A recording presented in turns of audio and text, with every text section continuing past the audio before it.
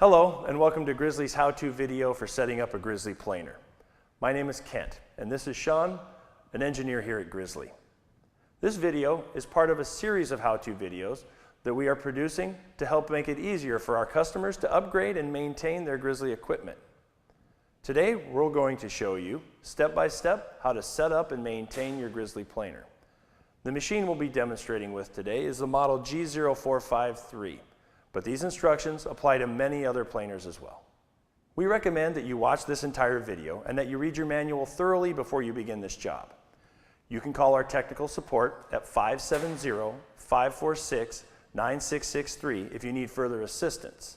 But most importantly, follow shop safety procedures, and remember, these are the most important safety device there is.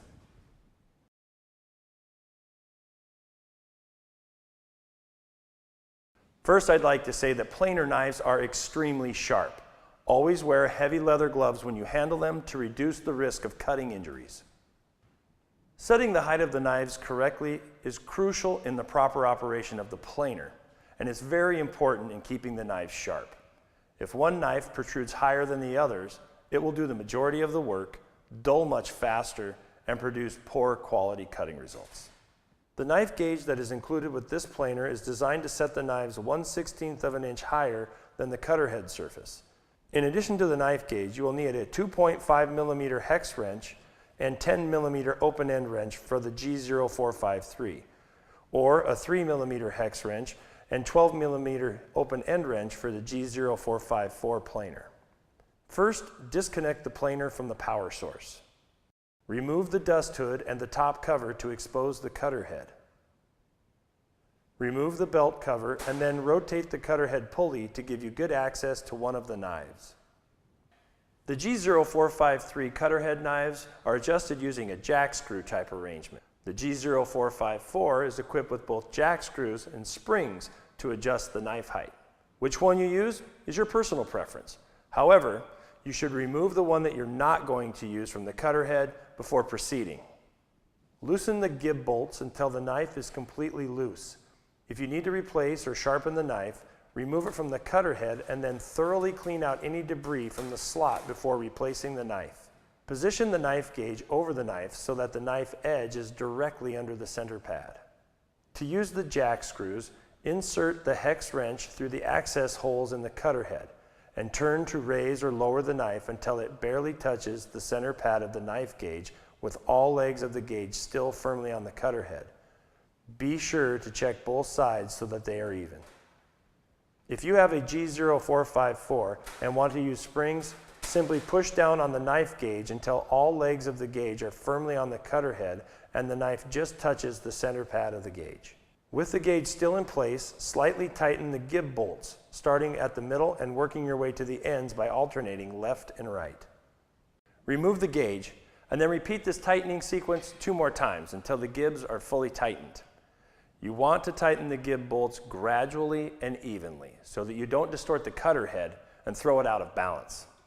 When you're done tightening, repeat these steps for the remaining knives.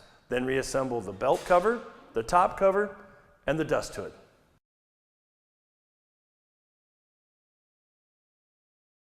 The correct height of the bed rollers will vary depending on the type of material that you intend to plane. As a general rule, the bed roller height should be set within 2 20,000ths of an inch above the table's surface.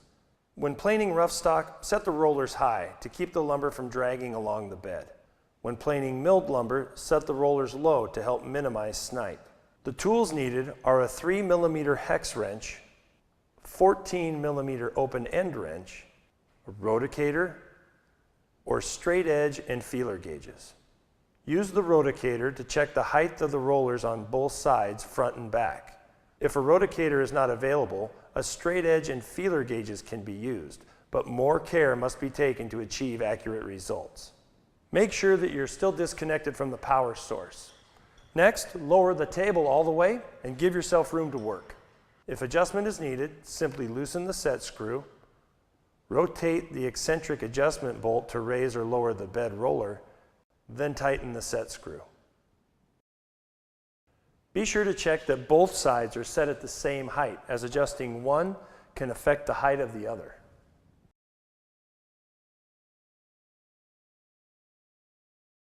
It is essential that the feed rollers, chip breaker, and pressure bar be set at the correct distance below the cutter head to ensure that the workpiece moves through the planer evenly and at the correct distance from the cutter head knives. These procedures assume that the knives have already been set to the correct height. If this hasn't been done, you'll want to do that first. To ensure accurate results and make the adjustment process quicker and easier, we recommend using a roticator for these adjustments. If a roticator is not available, 2 identically sized blocks of wood and feeler gauges may be used instead. Make sure to disconnect your power. Lower the table about 4 inches below the head casting, then lock it in place, and remove the dust hood, belt cover, and top cover.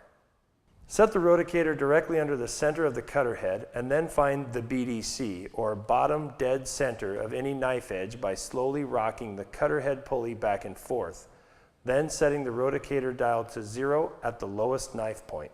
Move the feed speed knob to the neutral position to allow the infeed roller to freely rotate. Keeping the roticator dial at 0, position it under the right-hand side of the infeed roller and find the BDC of a serrated edge by rocking the infeed roller back and forth. It should be set at 40 thousandths of an inch below the knives. If it is not, then it will need to be adjusted. To adjust this, loosen the jam nut and use the set screw to adjust the height of the infeed roller bushing block until the roticator dial shows 40 thousandths of an inch. Repeat these steps on the left-hand side of the infeed roller, then recheck both sides and make further adjustments until the infeed roller height is 40 thousandths of an inch from side to side, then retighten both jam nuts. Keeping the same 0 reference from the knives, move the roticator and repeat this procedure for the outfeed roller, but set it to 20 thousandths of an inch below BDC of the knives. Next, set the chip breaker to 40 thousandths of an inch below BDC of the knives. On the G0454 only, adjust the pressure bar to 8 thousandths of an inch below BDC of the knives. When you're all finished, reinstall the belt cover, the top cover, and the dust hood.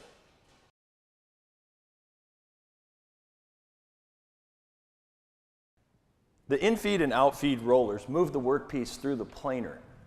There are springs that exert downward force on the rollers while still allowing them to raise for uneven workpiece surfaces. Proper tension is crucial to keep the workpiece moving through the planer. Smooth or milled lumber requires lighter spring tension. If you notice fine roller marks in the surface of the wood, then decrease the tension. Rough lumber requires more tension because of its irregular surfaces. If the wood stutters or stops feeding through the planer, then you may need to increase your tension.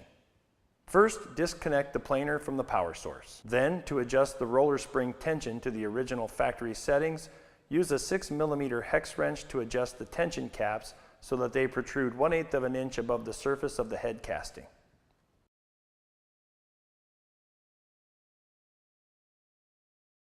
The chip deflector directs the chips into the dust hood and prevents them from falling onto the outfeed roller and being pressed into the workpiece. First, disconnect the planer from the power source, then remove the dust port, top cover, and belt cover. Use the cutter head pulley to rotate the cutter head until a knife reaches the closest distance to the chip deflector. Then measure the distance between the knife and the chip deflector. It should be about 1/4 inch. If it is more or less than this, you will need to adjust it. To adjust, loosen the hex bolts that secure the chip deflector and adjust the gap to 1/4 inch. Then retighten the hex bolts. Then reassemble the belt cover, the top cover, and the dust hood.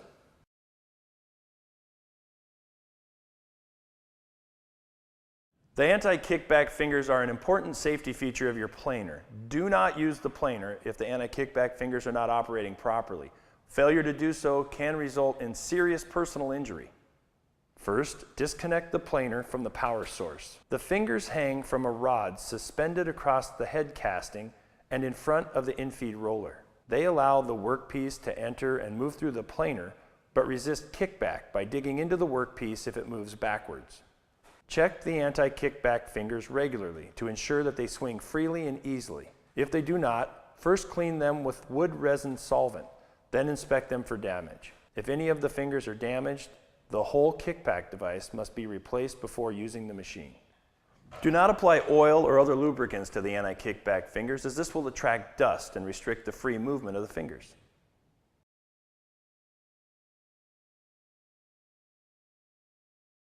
During the first 16 hours of use, the V-belts will stretch and seat into the pulley grooves. They need to be retensioned after this period to avoid severely reducing their useful life. To adjust the belts, you will need a 4mm hex wrench and a 19mm open-end wrench. First, disconnect the planer from the power source. Remove the front panel and then the V-belt cover from the left side of the machine to expose the belts. A collection of black belt dust at the bottom of the belt cover is normal during the life of the belts. If the V-belts are being replaced, raise the motor to release the belt tension. Then roll them off the pulleys and replace them as a matched set of 3. Use the hex nuts to raise and lower the motor and apply tension to the belts. The V-belts are correctly tensioned when there is approximately 3/4 of an inch deflection with moderate sideways finger pressure midway between the pulleys. Once the V-belts are correctly tensioned, make sure the hex nuts are tight, then replace the front panel and belt cover.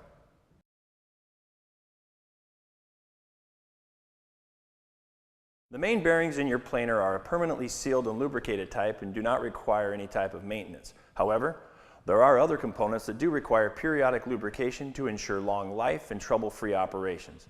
And remember, always disconnect your planer from the power when doing maintenance. This includes lubrication.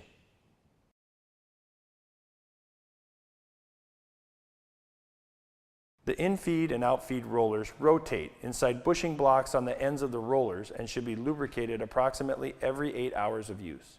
Add 2 to 3 drops of SAE 30-weight oil to the center hole of the 4 feed roller tension adjustment bolts on top of the head casting.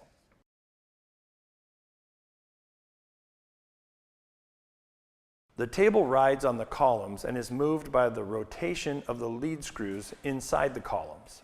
Apply a thin coat of SAE 30-weight oil to the outside surface of the columns and brush on a light application of multi-purpose grease to the lead screw threads. Move the table up and down to distribute the lubricant. Remove any built-up dust or debris.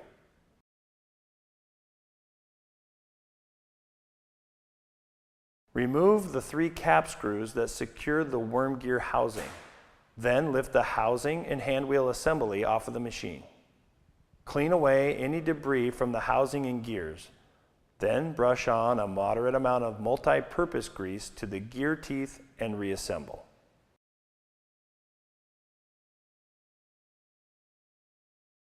Remove the front and rear cabinet panels. The table lead screws are synchronized by the table height chain and sprockets located underneath the base of the planer.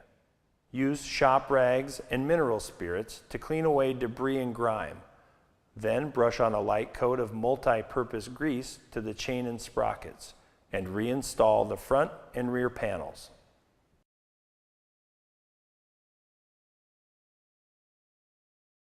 The infeed and outfeed rollers receive power from the cutter head through the drive chain system on the right side of the machine. Remove the table height hand wheel and the safety covers attached to the inside of the drive chain cover. Then remove the cover to access these parts. Use shop rags and mineral spirits to clean away any debris and grime. Then brush on a light coat of multi-purpose grease to the chain and sprockets and reassemble.